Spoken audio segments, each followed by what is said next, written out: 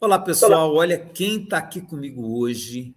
Consegui trazer aqui o Bruno Quintanilha, autor de O que é o Espiritismo. E aí, Bruno, eu tenho um monte de pergunta para te fazer. Eu já contei para ele aqui, gente. Eu tenho um monte de pergunta para fazer. Então, em primeiro lugar, sejam todos bem-vindos ao canal Fronteiras do Pensamento Espírita, o canal que discute assim os temas fronteiriços da doutrina, que muitas vezes não tem espaço para a gente conversar nas casas espíritas, mas aqui a gente pode conversar livremente. Então, sejam todas bem-vindas a qualquer hora do dia, da noite, da madrugada. Ô, Bruno, bom, gente, o livro do Bruno, ô, Bruno, você tem um exemplar físico dele aí, né? Olha lá que gracinha, gente, né? O que é o Espiritismo? Uma tentativa de resposta para o século XXI. Eu fiquei encantado com o livro, né? E aí eu achei o Bruno, claro, achei ele nas redes sociais e consegui fazer o convite a ele, e ele aceitou, que é melhor ainda, né? Então, que bom que nós vamos poder conversar sobre o seu livro e muito mais questões hoje. Bruno, você quer se apresentar para o pessoal? Um minutinho para você se apresentar, né? Afinal, nem todo mundo te conhece. Dar boa noite também, agradecer o convite, o carinho do Elias, falar que para mim também é um prazer, uma alegria estar aqui para a gente poder trocar, compartilhar, aprender conjuntamente. Me chamo Bruno, nasci no interior do estado do Rio de Janeiro, mas atualmente eu moro na cidade do Rio de Janeiro. Tenho 34 anos, sou professor de geografia na rede pública de ensino, sou apaixonado pelo ensino, adoro esse clima, essa vibe de sala de aula e adoro esse espaço, qualquer espaço onde a gente possa trocar ideias de forma livre, de forma aconchegante, de forma acolhedora. Ok, Bruno, que bom, né? Bruno, a primeira pergunta que eu tenho é o que te deu na cabeça para escrever esse livro? O que é o Espiritismo? Gente, olha aqui, o cara começa escrevendo um livro e dando a ele o título de Kardec, né? Do mesmo de Kardec. Então, o que te deu na cabeça para escrever esse livro, Bruno? Como é que foi a história do livro? Conta para nós. Você sabe que no início, quando eu estava divulgando ele, um rapaz me acusou de heresia, assim, na rede social, né? Falou, como? Já existe um livro como esse? Eu falei, bom, mas Kardec respondeu essa pergunta para a França do século XIX, né? A gente está no Brasil do século XXI e eu gosto de partir da premissa de que todo fenômeno, todo campo do conhecimento, todo indivíduo ou grupo de indivíduos são pessoas que estão inseridas no tempo, que estão inseridas num determinado espaço, e que nesse tempo e espaço que elas estão inseridas existe um contexto social, existe um contexto cultural, existe um contexto político. Então, a França do século XIX é muito diferente do Brasil do século XXI. A gente não ensina mais geografia, história ou matemática da mesma forma que a gente ensinava 150 anos atrás. O mundo mudou muito. Então, se o mundo mudou muito, a gente precisa dar novas respostas para as mesmas perguntas, que, aliás, é o que a filosofia, por exemplo, faz há mais de milênios, né? Ela continua refletindo e continua tentando problematizar e responder perguntas que sempre existiram. As perguntas, se a gente for parar para pensar, elas mudam um pouco, né? São as respostas que vão mudando conforme os tempos, os espaços, as culturas vão mudando. E é só para a gente colocar assim, título de números mesmo, de indicadores. Na época que o Kardec escreve o livro que é o Espiritismo, que é entre a década de 50 e 60 do século XIX, no Brasil ainda existia escravidão institucionalizada, a mulher era extremamente marginalizada na sociedade, é, 80% da população era analfabeta, a gente não votava nos governantes, não tinha sistema de saúde público, não tinha escola pública, não tinha universidade pública, mobilidade social era muito baixa, não tinha rádio, não tinha televisão, não tinha telefone, não tinha carro, nem o idioma que a gente fala é igual. Então, o mundo mudou muito.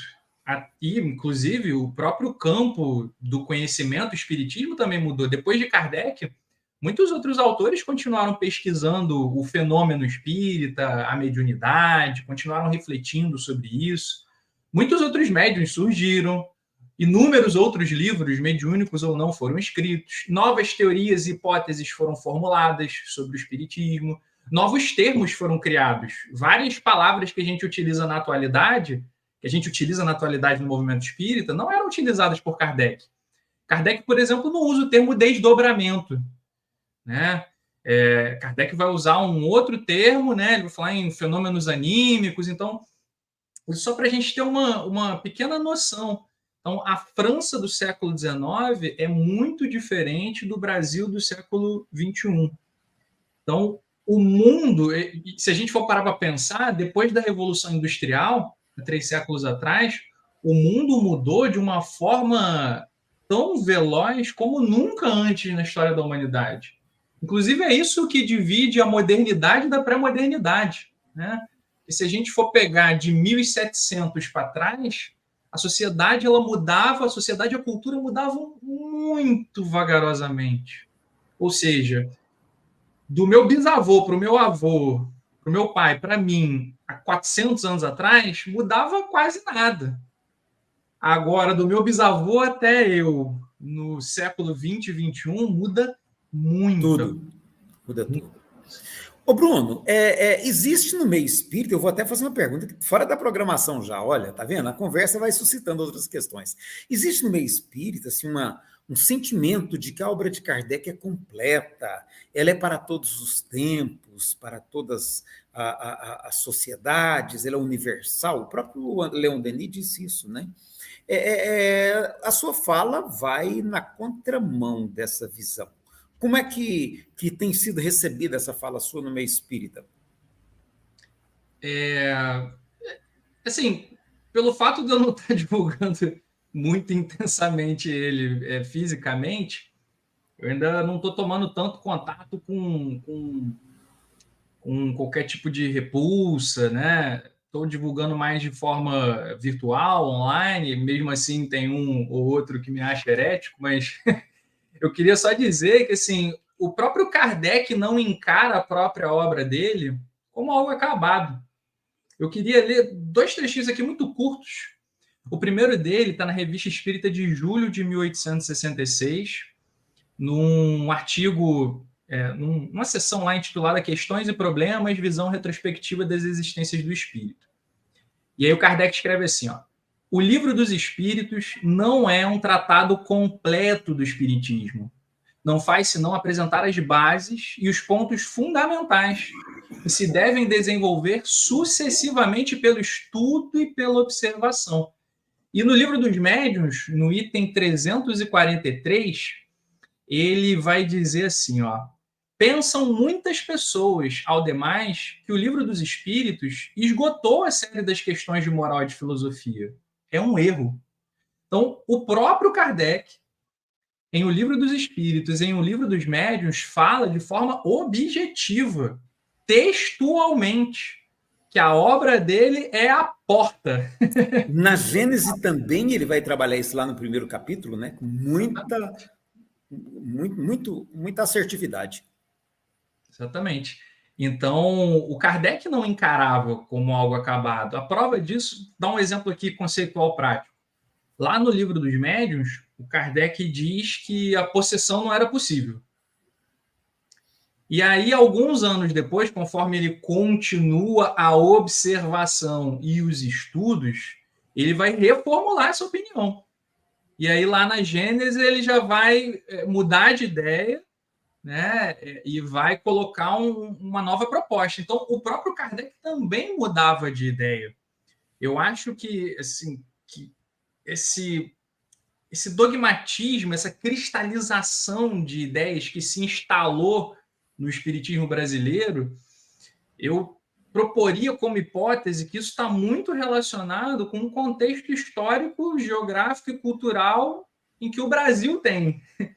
O Brasil foi uma colônia, né? Durante alguns séculos, tivemos escravidão durante alguns séculos, o catolicismo foi religião oficial de Estado até lá no final do século XIX.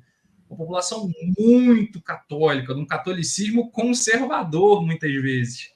Então, quando o espiritismo vem de um contexto sociocultural bastante diferente na França, quando ele chega no Brasil, eu tenho para mim que não tinha nem como ser muito diferente, sabe? Acho que com a visão de hoje, assim, até meio esperado que o espiritismo fosse ser, infelizmente, esse espiritismo fechadão, dogmático, engessado hoje em dia.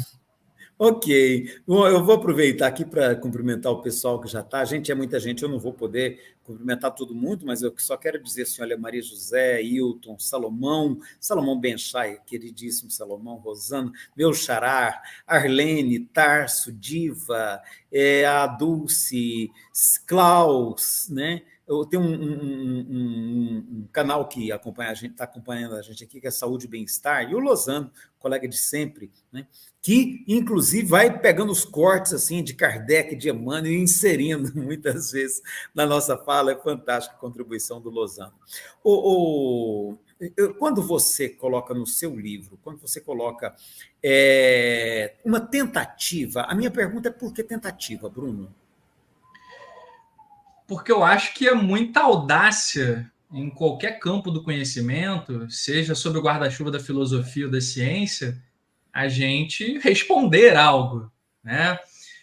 A concepção de ciência que a gente tem na atualidade é a seguinte: é de que a gente vai avançando de pouquinho em pouquinho e a qualquer momento a gente pode descobrir que uma coisa que a gente acreditava antes estava errada e a gente vai precisar reformular.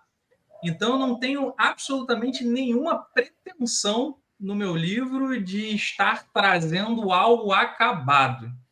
Meu objetivo é contribuir para mexer com as ideias. Tanto é que quando eu estou falando lá da proposição que eu estou fazendo lá de uma ética espírita, eu coloco a nota de rodapé e falo, olha, isso aqui não tem nada de absoluto. Estou totalmente aberto a críticas, a trocas. Antes de mais nada, eu quero contribuir por meio do compartilhamento e do movimento das ideias. Então, acho que é uma questão de honestidade intelectual falar que é uma tentativa. Até porque cada pessoa vai explicar da sua forma. Não é? Cada pessoa tem um filtro único na qual enxerga a vida, que é formado pelo conjunto das suas experiências, dos seus aprendizados, das suas percepções. Então, ele é uma tentativa do Bruno, do Brasil do século XXI, de explicar, mas é uma tentativa somente. Eu vejo que você coloca no seu livro bem isso, né? A necessidade de um conhecimento aberto, né? Você, inclusive, apresenta isso como o método de Kardec. No seu livro, você defende isso, que o método que Kardec propõe é um método aberto ao diálogo, é um método dialógico, né? Eu achei interessante aquilo lá que você estuda, de como ele dialogava com o meio na sua época, né? Muito interessante. O Bruno, eu tenho aqui mais, assim, já começando a mudar de direção um pouquinho, você faz uma tentativa de resposta para o século XXI. Você até comentou aí que as perguntas, às vezes, até são as mesmas. Mas eu fico me perguntando se a gente está tendo muito desafio diferente nesse início do século XXI. Na sua visão, quais são os principais desafios que o Espiritismo precisará enfrentar nesse início do século XXI? Tem que ser uma tentativa, bem tentativa de resposta. Bem tentativa, viu? Bem tentativa. Olha, eu acho que o Espiritismo, como foi proposto por Kardec, e, na minha perspectiva, ele foi proposto de forma para ser aberto, para ser dinâmico, para ser dialógico, não só entre as pessoas, mas entre os campos do conhecimento. Como Kardec propôs, eu acho que o Espiritismo se viraria bem, assim.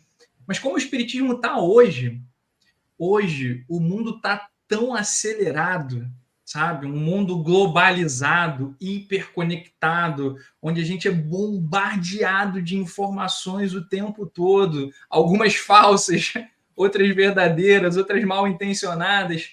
Então a gente está num mundo em que a informação circula muito rápido, em que eu não diria que necessariamente os problemas se colocam muito rápido, porque eu acredito que muitos problemas que a gente identifica hoje já existiam. Ou seja, muitas pessoas já tinham depressão, muitas pessoas já tinham inúmeras questões psicológicas, a gente só não sabia que tinha, porque a gente não tinha o conhecimento e a informação suficiente para identificar, para poder lidar, tratar com isso.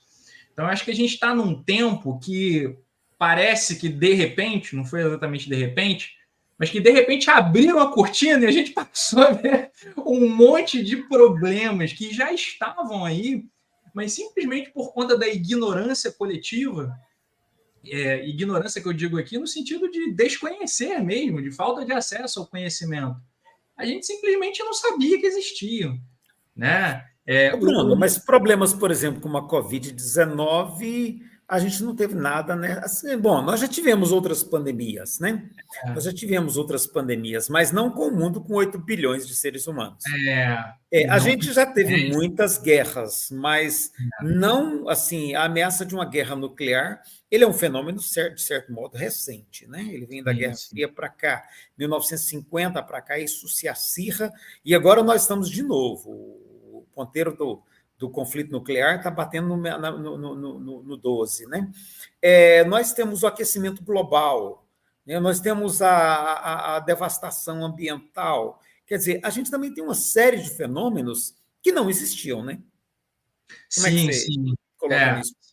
esses processos, como você bem salientou, eles não existiam, né? Eu acho que a gente tem que, primeiro, ouvir o que os campos da ciência responsáveis pelo estudo de cada um desses fenômenos e processos têm a dizer.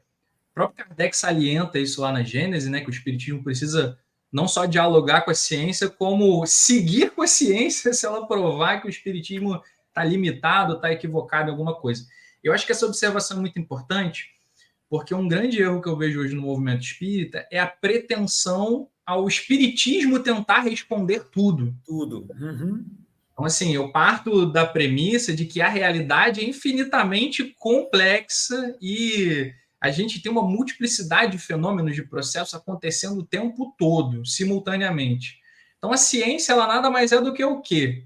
É a tentativa de você fatiar a realidade em micro pedaços para, a partir da compreensão de cada micro pedaço, você tentar entender melhor o todo. Tanto é que cada campo do conhecimento estuda um fragmento da realidade, né? A biologia estuda a vida, a química estuda a interação entre as substâncias, a história, os Uhum. acontecimentos ao longo do tempo, enfim, por aí vai. Então, para mim, o espiritismo é um campo do conhecimento que se propõe a estudar um fragmentozinho da realidade, que é a relação entre os mortos e os vivos e as consequências morais que vêm disso. Então, eu acho que em muitas questões do mundo contemporâneo, a gente, antes de tentar responder enquanto espiritismo, enquanto espíritas, a gente tem que ouvir o que o campo daquele conhecimento tem a dizer, e a partir disso a gente tenta, com o nosso campo, elaborar novas reflexões e, de repente, elaborar novas hipóteses, novos pontos de vista. Vou dar um exemplo. Sobre aquecimento global, primeiro a gente tem que ouvir o quê? Meteorologistas, climatologistas, geógrafos. Quando a gente fala de Covid ou de pandemia, primeiro a gente tem que ouvir médicos, e verdadeiros médicos, não os falsos médicos, anti-vacina, nada disso. Se a gente está falando, por exemplo, de questões LGBTQIAP+, a gente tem que ouvir o quê? Psicólogos, a gente tem que ouvir sociólogos, a gente tem que ouvir antropólogos. Então, na minha opinião, a gente precisa... Porque, assim, a gente não tem que inventar a roda. Outros já estão trabalhando e estudando nesse tema. Então, a gente primeiro ouve aqueles que já estão há mais tempo estudando esse tema, e aí a gente pode tentar, com a visão espírita, somar com alguma coisa. Mas eu acho importante a gente Era esse o respeitar. trabalho de Kardec, né? É, Era esse, exato. foi esse o trabalho dele. Ô, Bruno, você mexeu no vespeiro, né? Porque essa questão aí do método que você falou, ela também dá muito pano para manga no meio espírita. Eu até anotei aqui, você antecipou a minha questão, minha quarta questão. Você antecipou, na verdade, eu achei fantástico você usar a ideia de campo de espiritismo como campo de conhecimento. Eu uso isso também no meu livro Processo Mediúnico, né? Eu também concordo com você, o espiritismo é um campo de conhecimento. E você, inclusive no seu livro, você coloca que o espiritismo seria uma das ferramentas, e você diz que não, mas não a única, né? Para contribuir com o progresso da humanidade. Eu acho muito importante isso que você diz. Mas, assim, e aí vem o mais, né? Eu vejo que no meio espírita há uma resistência a essa perspectiva de ver o espiritismo como um campo de conhecimento, né? Então, ainda tem muito aquela ideia da terceira revelação, do Consolador prometido por Deus para a humanidade, o Paracleto. Então, assim, e que é coisa que está na própria obra do Kardec, né? Então, assim, como é que você posiciona essa visão sua de o espiritismo como um campo de conhecimento, mais um campo de conhecimento, em relação a essas visões de terceira revelação, de Consolador Prometido. Como é que você situa isso? Olha, Isso é muito caro para o meio espírita, né? O próprio Kardec começa esse problema, né? Lá no capítulo 1 do Evangelho segundo o Espiritismo. Então, assim, eu acho que a primeira coisa que a gente tem que apontar é a seguinte, reapontar, né? O próprio Kardec mudava de ideia, o próprio Kardec admitia que podia se equivocar, e o próprio Kardec dizia que o Espiritismo era muito mais do que ele e que ele ia seguir sem ele, e deveria seguir sem ele. Então, a partir disso, a gente deve imaginar que Kardec pode ter cometido equívocos, muitos deles até justificados pelo tempo em que ele viveu, pelo espaço em que ele viveu, pelo contexto em que ele viveu, que é muito limitado se comparado ao contexto atual. Acho que a gente tem que partir dessa premissa, de que a obra de Kardec não é uma obra sagrada, não é a verdade descendo à Terra. É a contribuição de um indivíduo que, acima da média humana, conseguiu, num espaço muito curto de tempo, fazer uma pesquisa e um estudo e reflexões e proposições muito ricas sobre um fenômeno que está posto na natureza, que é a comunicação entre os mortos e vivos e, consequentemente, a sobrevivência da consciência depois da morte do corpo físico. O que você perguntou mesmo, Elisa? Não, a respeito dessa questão da terceira revelação, Consolador Prometido, né? Em relação à sua visão do livro, que é de um caminho, de uma possibilidade.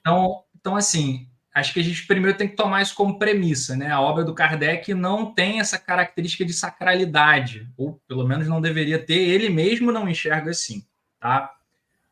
A segunda questão que a gente tem que ter é um pouco de humildade, né?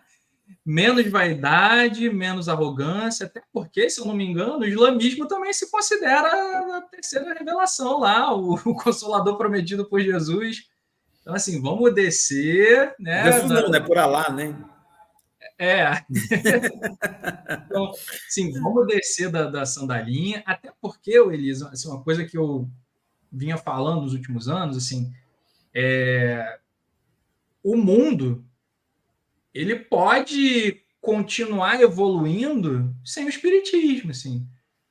Um indivíduo ele pode se tornar um indivíduo empático, altruísta, generoso, ele pode se informar e se formar numa igreja católica, numa igreja protestante, em igreja nenhuma, num templo budista, numa mesquita, no islamismo, ou no judaísmo, ou no movimento social. Às vezes o indivíduo pode se formar eticamente, sei lá, no MST, né? No partido político. No partido político, né? Numa associação de bairro, enfim, numa obra social desvinculada de qualquer questão religiosa. Então, assim, em tese, para você ser uma pessoa melhor, tanto do ponto de vista intelectual quanto moral, o espiritismo absolutamente não é necessário, certo? Tanto é que o espiritismo é muito jovem, historicamente falando. Antes do espiritismo, grandes seres humanos existiram pela face da Terra, e depois do espiritismo, muitos outros que nem nunca ouviram falar em espiritismo existiram, né? Posso citar no século XX já mesmo um Gandhi, um Albert Schweitzer, por exemplo, um Martin Luther King. Cara, provavelmente nem ouviram falar no espiritismo. Mas eu reconheço que, do ponto de vista filosófico e do ponto de vista moral, o espiritismo tem uma contribuição que é relevante para dar para o conhecimento humano. Mas que, sem ele, a humanidade também segue em frente, sabe? Então, eu vejo o espiritismo muito mais como um plus, algo a mais.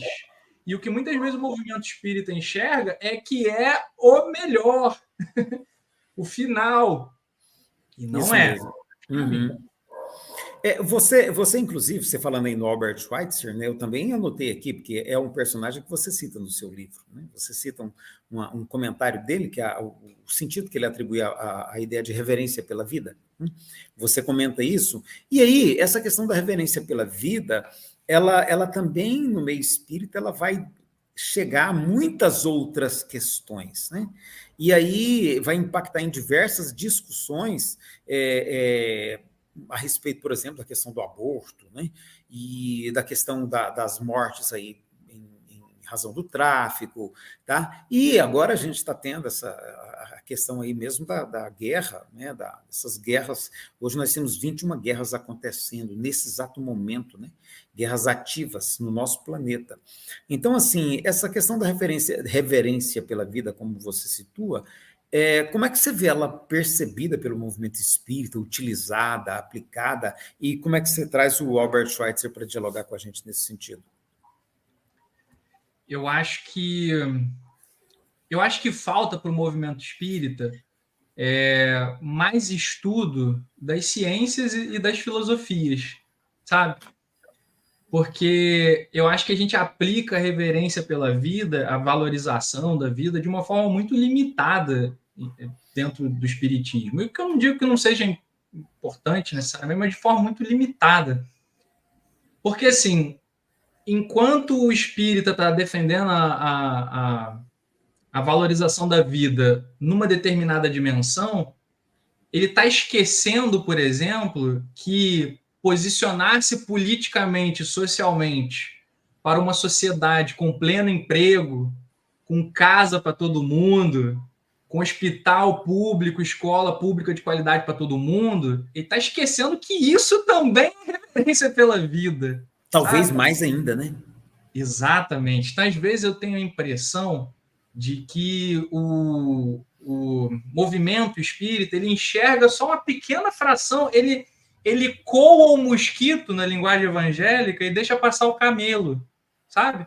Então, às vezes eu acho que falta formação histórica, geográfica, sociológica, filosófica, política e social mesmo. E aí é para o brasileiro, né? O espiritismo entra no bolo porque o espiritismo é composto de cidadãos brasileiros, mas falta uma compreensão de mundo. Assim, eu sou professor de geografia. Gente, assim, guerra está sempre acontecendo. Sempre, sempre. E várias. Só que a mídia, né, noticia poucas delas e temporariamente. Né? A Rússia e a Ucrânia nem se noticia mais, mas está em guerra ainda. E além de Rússia e Ucrânia, tem outras crises pelo mundo que nem vieram para Jornal Nacional, nem para nada disso. Então, assim, A África, por exemplo, nem é comentada, né? A África ninguém nem exatamente. comenta o que está acontecendo lá. Exatamente. Até porque não interessa, né? Até porque não interessa comentar, não pode chamar atenção para o que está acontecendo lá nesse momento, né? Exatamente. O que eu vejo é que assim, o espírita, no geral, ele é muito alienado mesmo. Tanto é que se a gente for colocar um espírita para dialogar sobre essas questões com pessoas que estudam essas questões, um geógrafo, um historiador, gente, a gente vai passar vergonha. Passa vergonha. Porque é uma visão que, assim, tá faltando estudar as coisas da matéria mesmo, sabe? Nessa linha, o Lozano coloca aqui, olha, nossas vidas estão impactadas por infinitos aspectos. A maioria das leituras e interpretações que nós temos no meio espírita são muito superficiais. Aí o Elias Marques, que é lá Juiz de Fora, ele está trazendo uma pergunta que é muito interessante. Eu gostaria de introduzi-la no nosso diálogo aqui. O Bruno, ele pergunta assim, essas questões sobre a revelação, né, não essa questão, né, não é super relativizada pelo movimento espírita. E aí, assim, eu até quero voltar, assim, a pergunta do Xará é muito oportuna, e eu quero voltar lá naquela questão que o Kardec coloca no início de A Gênese, de considerar o Espiritismo como uma revelação divina, por ter sido trazida pelos Espíritos, e humana por ter sido resultado do trabalho, da ação humana, no sentido de deduzir, né, o que essa revelação trazia. Você não acha que essa ideia de revelação também, ela acaba criando um problema para nós no meio espírita, de vez que ela é trazida como algo espiritual para a Terra? Como é que você vê essa questão?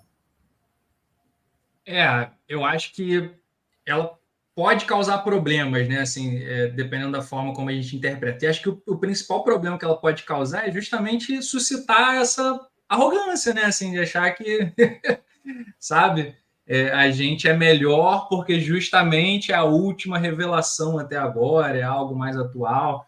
Assim, eu acho que para o contexto que a gente tem, talvez essa noção de revelação mais atrapalhe do que ajude, sabe? enfim. O Xará até acrescentou aí, olha, eu penso que isso é coisa do MEB, né, Movimento Espírita, uma interpretação para além daquela que Kardec quis imprimir a esse conceito. Você acha que o espiritismo brasileiro, ele dá o sentido de revelação mais do que Kardec propôs? Você concorda com o Xará nesse ponto? Acho que concordo com ele, sim. Até porque vou fazer a menção ao texto que eu li, né, do Livro dos Médiuns, item 343, da revista de julho de 1866.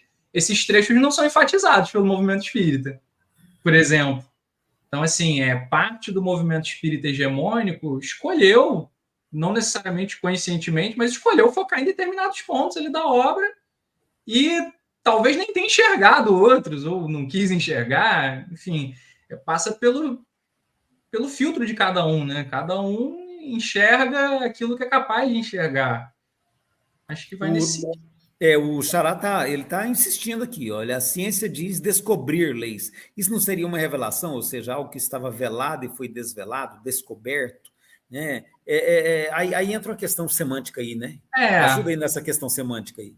Eu acho que vai depender exatamente de como a gente significa a palavra revelação, né? Mas assim, para mim, quando diz revelação, me traz a ideia de que é uma coisa que não depende da gente, sabe? Assim, é uma coisa que vem e tiraram simplesmente o véu e passou.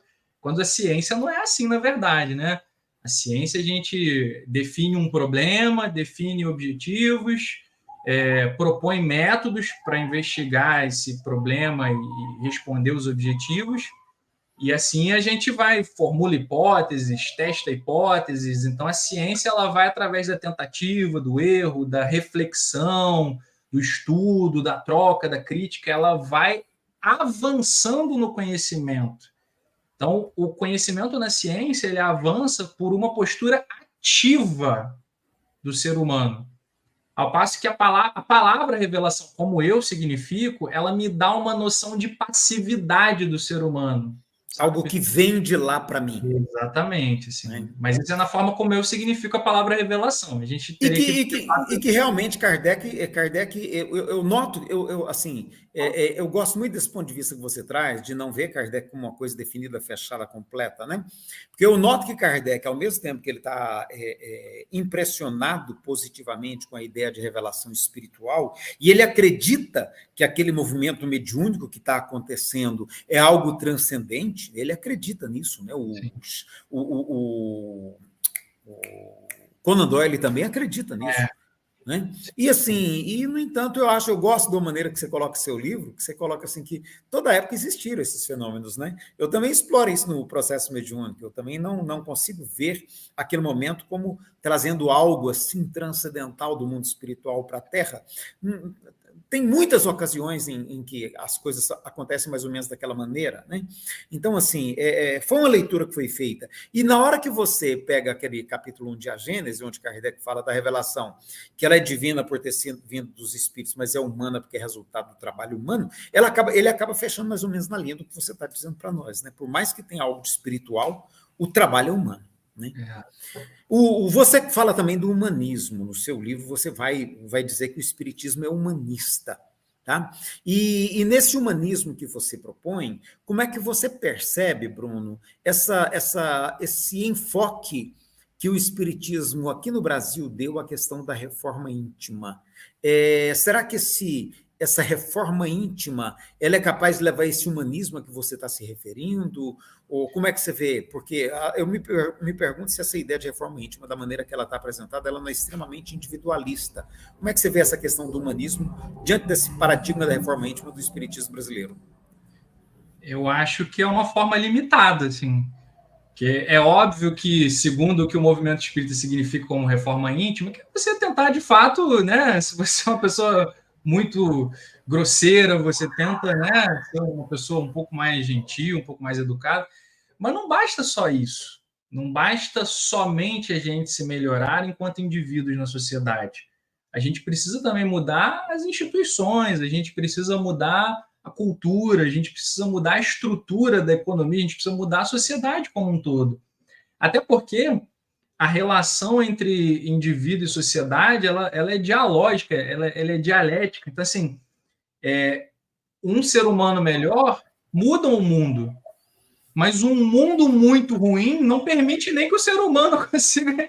Você percebe, essas duas coisas, elas andam juntas. Então, assim, ao mesmo tempo, a gente tem que sim se melhorar enquanto indivíduos, né, na direção do altruísmo, da empatia, da generosidade, do respeito, da não violência. Mas, ao mesmo tempo, a gente precisa reformar as leis também, a gente precisa reformar as instituições políticas, as instituições sociais, porque elas estão relacionadas, até porque instituições sociais mais justas vão propiciar uma maior facilidade para as pessoas se melhorarem enquanto seres humanos, entende?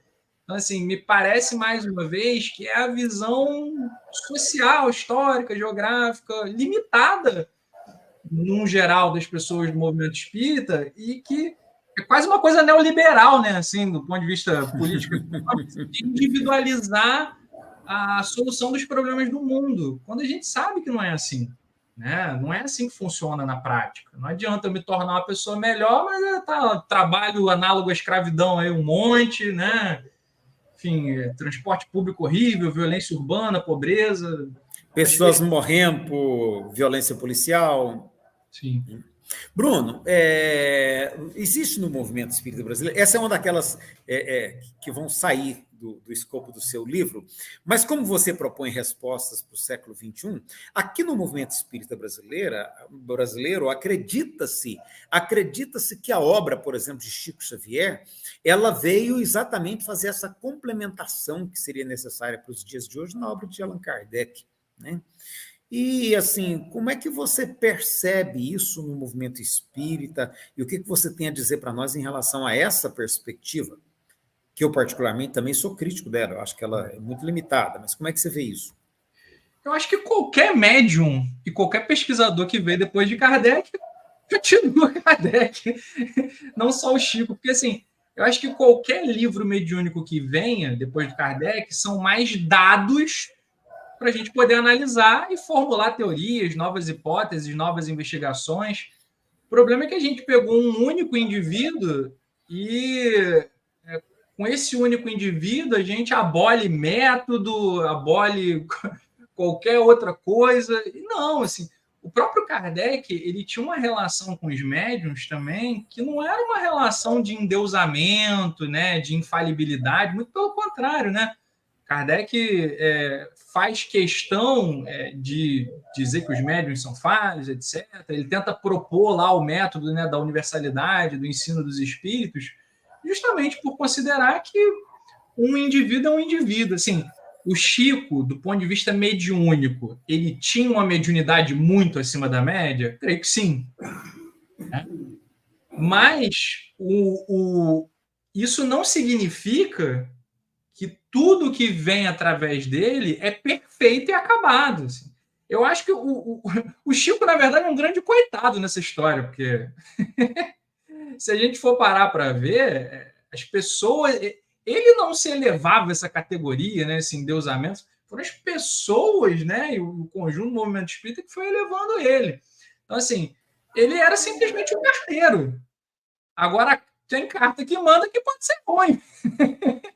Tem carta que manda que é boa. Tem carta que manda que tem trecho ruim, tem trecho bom. Então, assim, eu acho que a gente tem que enxergar a obra literária. Não estou falando do ser humano, tá? Não estou fazendo outra pessoa. A obra literária única.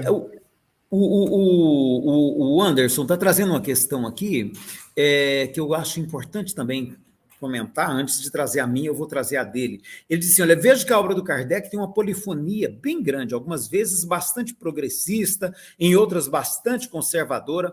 Como superar essa dicotomia interna na própria obra kardeciana? Como é que você vê essa questão?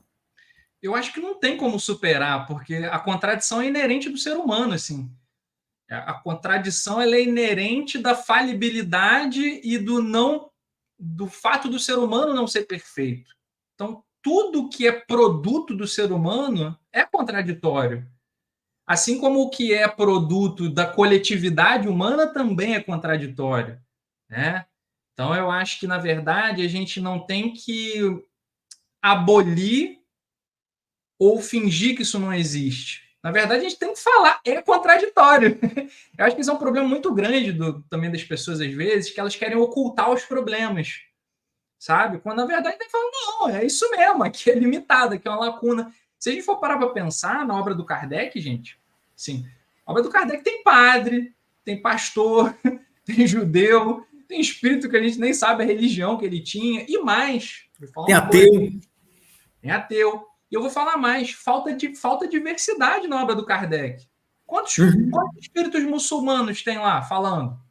Quantos espíritos hindus, taoístas, budistas tem lá falando? Então, assim, a gente tem que entender também que ele estava lá na Europa, no século XIX. Então, naturalmente, são espíritos mais próximos daquela cultura que vão ser atraídos, né? E Mas, sob aquele olhar, inclusive, né? E sob aquele olhar exatamente, específico. Né? exatamente. A Regina colocou aqui uma questão também interessante. Deixa eu trazer o comentário dela. Reforma íntima é projeto pessoal que busca produzir melhores condições para si mesmo. Aqui o Salomão está trazendo uma questão importante. Bruno, como você vê a aplicação do controle universal, tá, nos dias atuais? Seria isso possível? Bem complicado, né? Assim, Complicada, não é? Boa, acho, boa. acho muito complexo de se fazer, porque assim, com a internet, assim, me parece que, porque assim, como é que o Kardec chega à formulação desse princípio metodológico? Ele está conversando com os espíritos, né, por meio dos médios, e ele começa a identificar o seguinte, que esses espíritos, né, são iguais a nós, só que sem um corpo de carne físico. Então, se eles são iguais a nós, tem espírito que é sábio e tem espírito que é ignorante, e tem espírito que é mentiroso, tem espírito que quer enganar. Então, assim, como é que você vai fazer para tentar filtrar esses dados todos que vêm por meio da mediunidade, de forma que você consiga juntar eles, né, e filtrar o que é verdadeiro, o que possivelmente é verdadeiro? Então, eu acho que esse método é uma tentativa, né, de você superar esse problema. Mas nenhum método também necessariamente dá conta de tudo, né? Então, a gente sabe também que o médium tem influência, o contexto cultural em que ele está ali tem influência também na mensagem, né? Muitas vezes inconscientemente, né? Não por má fé do médium, nem nada do tipo. E eu também não estou querendo dizer que a mediunidade não existe, porque para mim ela existe. Uhum. Ela precisa, inclusive, ser mais estudada, mais pesquisada, mas o método hoje, eu acho, o que eu veria que seria possível hoje seria a gente tentar ver vários grupos geograficamente diversos, ou seja, de lugares diferentes. Esses grupos teriam que ter. Você teria que fazer algum coletivo para formular perguntas, só que os médiuns não poderiam ter acesso às perguntas. Você teria que formular algo do tipo. Que, assim, seria um trabalho de organização bastante complexo, sim, né? Mas eu acho que seria possível fazer Eu nos vou dias. apimentar a sua análise, Bruno. Eu vou apimentar e apimentar o comentário do meu querido Salomão aqui, sabe? A gente sabe, por exemplo, que Kardec fez o que pôde com esse método, ele fez o que pôde, principalmente, assim, eu até tem um comentário, uma análise que é do menino, como é que é, do Gulão, né? Que o método foi desenvolvendo ao longo do tempo, mas nós não temos propriamente uma aplicação dele na obra kardeciana, porque onde ele aplica isso, no Livro dos Espíritos, por exemplo, ele não teve como usar esse método ainda, porque ele estava começando. Né? No Livro dos Médiuns, parece, na segunda edição, parece que já tem algum início, né? Algum início do método, no Livro dos Médiuns um pouco mais, e parece que ele já vai consolidar no Evangelho, né? Que é onde ele apresenta um método claramente elaborado, e alguma coisa lá na Gênesis ele ainda também está reformulando isso aí. E aí que a gente vê que, mesmo assim, no Evangelho, ele aposta em hipóteses, que você mesmo estava dizendo aí. Né? A terceira revelação, por exemplo, hoje nós estamos quase convencidos já de que Moisés sequer existiu. Então, assim, e no entanto, para Kardec, ele entendeu que aquilo ali havia um consenso. Então, até nesse ponto, eu me pergunto, sabe, se o controle universal, se o fato de ter um consenso nas comunicações mediúnicas, dá para a gente garantia de alguma coisa. É. Até porque também tem uma coisa que eu afirmei aqui, que é a diversidade geográfica, né? Assim, o Kardec, tadinho do Kardec, eu também não quero ser cruel com ele, porque acho que era uma batata muito quente, assim, eu acho que ele já fez tanto, mas o Kardec não dá clareza metodológica na obra dele, né? Assim, ele não dá transparência. Quantos médiuns eu usei, de que lugares eram esses médiuns, qual a idade. Porque se fosse uma pesquisa nos moldes atuais da ciência, teria que se fazer isso.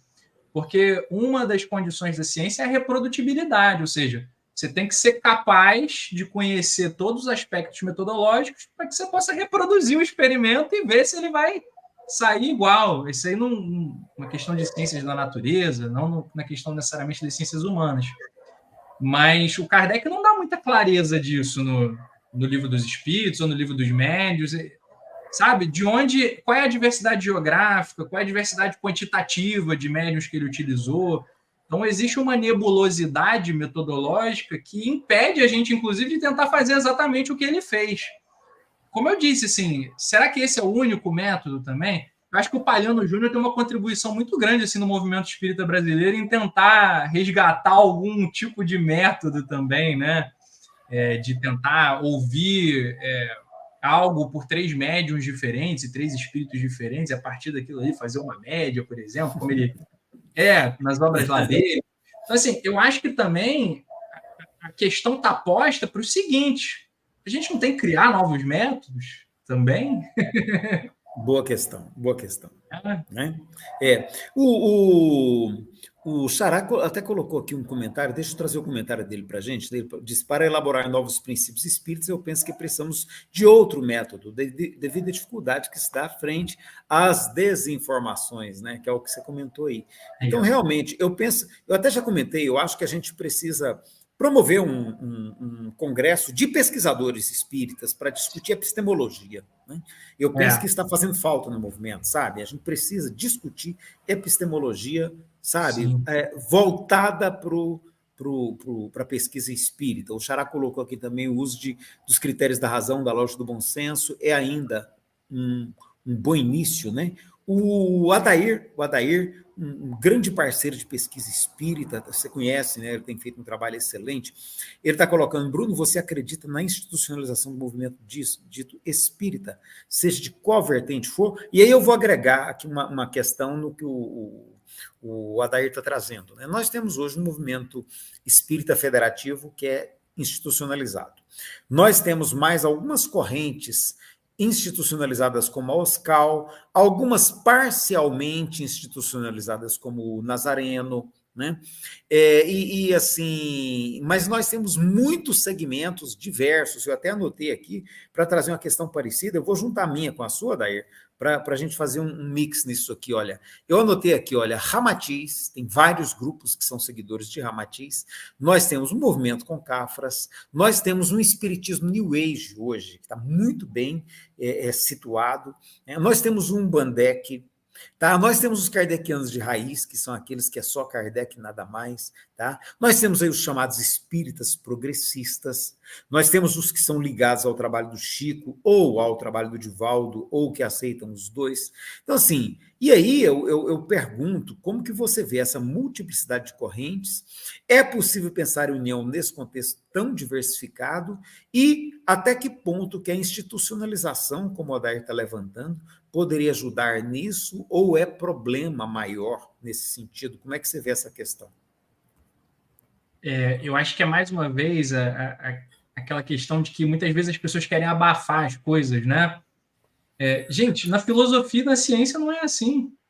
Na filosofia e na ciência tem correntes que se odeiam, que se digladiam, mas está lá, você sabe que elas existem. E elas disputam, né? Ali no campo do intelecto, né? Eu acho que essa pretensão de homogeneizar o espiritismo de cima para baixo, ou o movimento espírita, eu acho que isso simplesmente é uma ingenuidade, eu acho que isso traz muitos problemas, porque acho que a gente tem que admitir que é diverso. É diverso, e vai ser diverso como tudo que é do ser humano, gente. tudo que é do ser humano é diverso. Nada que provém do ser humano, em termos de construção coletiva, é algo unitário, gente. Tudo tem corrente. Política partidária tem corrente, gente. O mesmo partido tem várias correntes lá dentro dele, né? Sim, então eu acho que, na verdade, a gente tem que. Tem diversas correntes mesmo, e vamos dialogar uma com a outra, vamos ver o que a gente pode aprender um com o outro. Eu acho que essa pretensão de hegemonia e de hegemonizar, acho que isso faz um mal danado, assim, sabe? Unificação. Não é uma coisa que eu, sabe, não curto, assim. Não, não me soa bem. Até, assim, pessoalmente, hoje em dia eu quero estar longe de institucionalidade, sabe? Porque institucionalidade, eu me sinto sufocado com a institucionalidade, sabe? Eu não sei se é porque eu sou meio rebelde, se eu sou meio. Sabe? Assim, eu entendo que institucionalidades têm as suas importâncias também, mas eu, pessoalmente, hoje, eu estou assim, fugindo de institucionalidade. Está num grupinho informal, em casa, doméstico, né?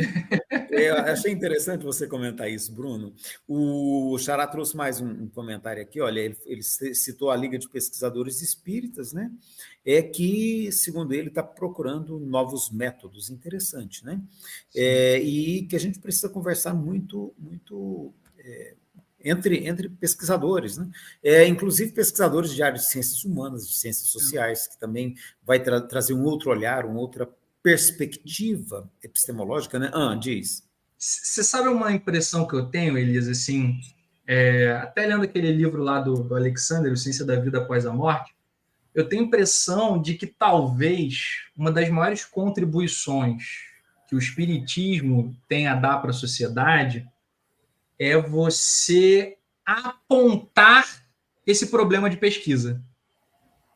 Ou seja, gente, olha só, tem um fenômeno da natureza que a gente não está estudando, sabe? E a partir disso, de alguma forma, eu não sei como, que esse problema e que esse objeto de pesquisa sejam apropriados pela academia, pela ciência formal, pela filosofia formal. Acho que como tem sido, inclusive, né, Bruno? Tem sido. O Samparnia está pesquisando experiência quase morte e desenvolvendo métodos próprios. O Jim Tucker está dando prosseguimento ao trabalho do Ian Stevenson e também desenvolvendo um outro olhar, que agora ele está pesquisando só com criança, né? Então, teria a ver com isso que você está falando, não? Exatamente, assim, de que esse tema possa entrar de forma mais ampla e de forma mais profunda na academia, sabe? O espiritismo fala, gente, olha só, tem um problema aqui que é super importante, é super relevante. A gente tem evidências, a gente tem muitos dados robustos de que existe algo no ser humano que não só sobrevive à morte do corpo físico, como em determinados momentos até se desloca do corpo físico. E que esse princípio, depois que está fora do corpo físico, ele consegue se comunicar com quem está no corpo físico. Gente, isso é um objeto de estudo. Isso é um problema para uma agenda de pesquisa. Problema científico fantástico.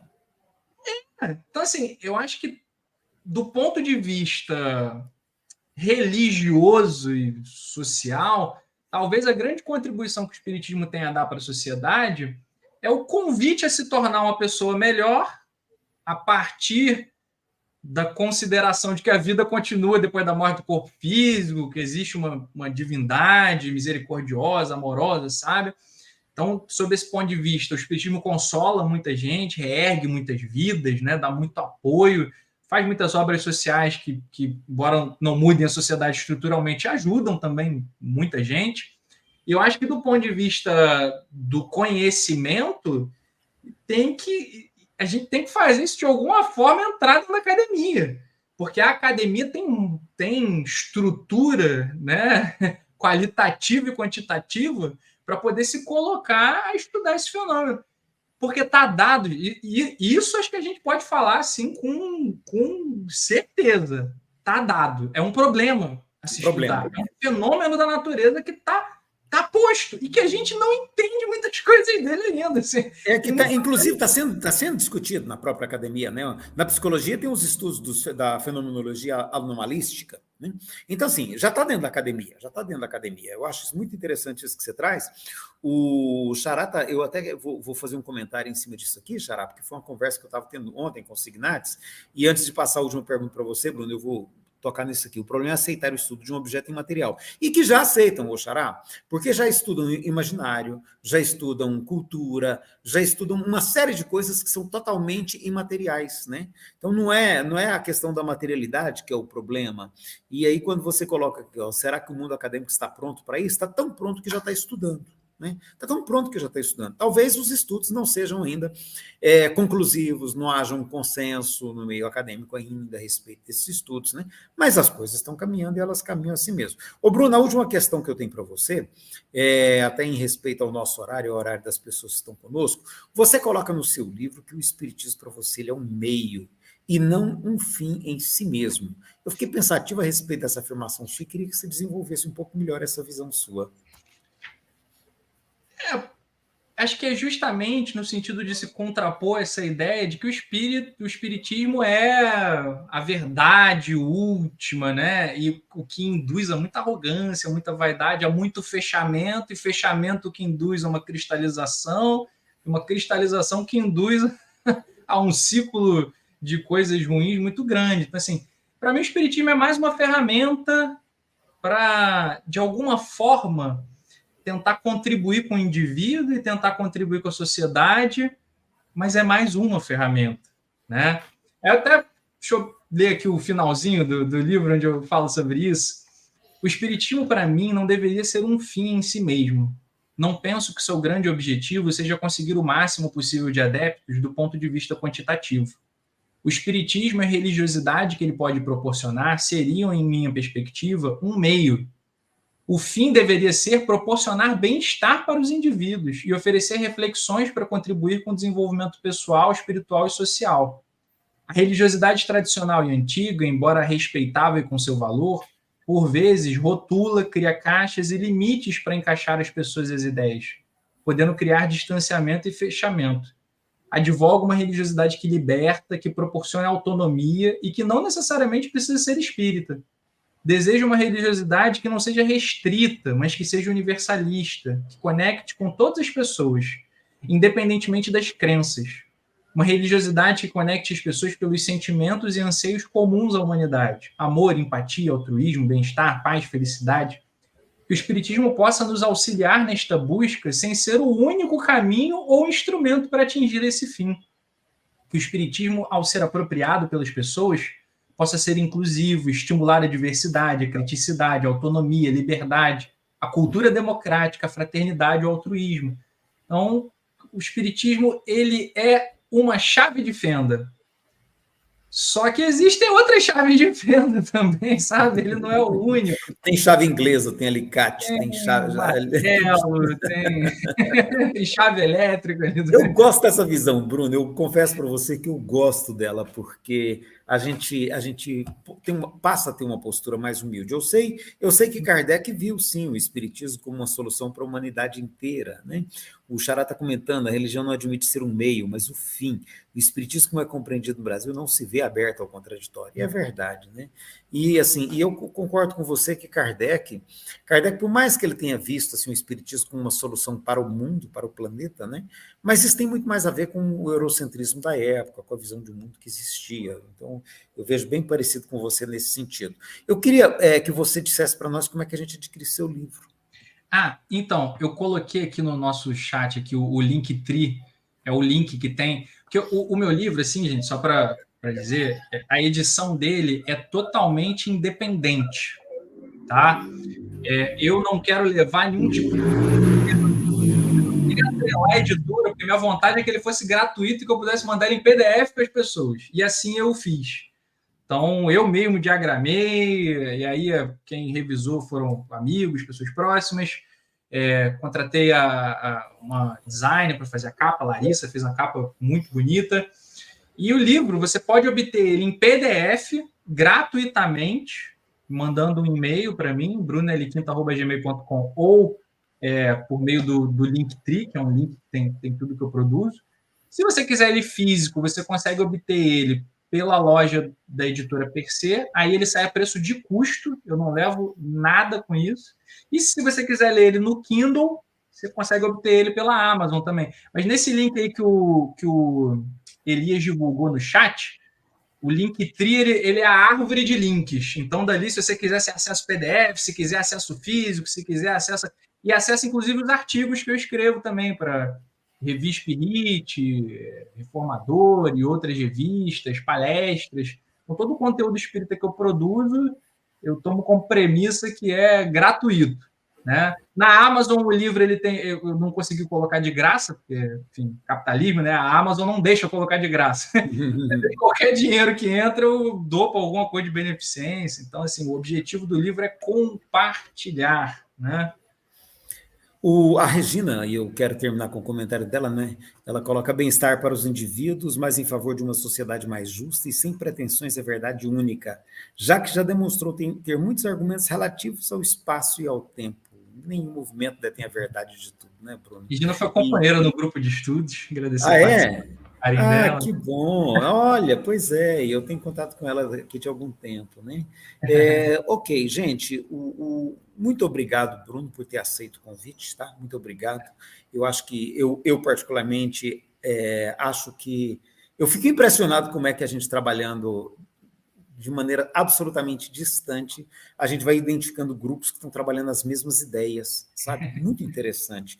Então, o seu livro, por exemplo, a hora que você lê o meu, você vai falar assim, meu Elias copiou de mim. Não copiei não, porque eu escrevi primeiro. É uma espécie de universalidade sem mediunidade, né? Sem mediunidade, sabe? Então, assim, muito obrigado por ter aceito o convite. Deixo para você encerrar nossos programas dizendo a mensagem final para os nossos colegas.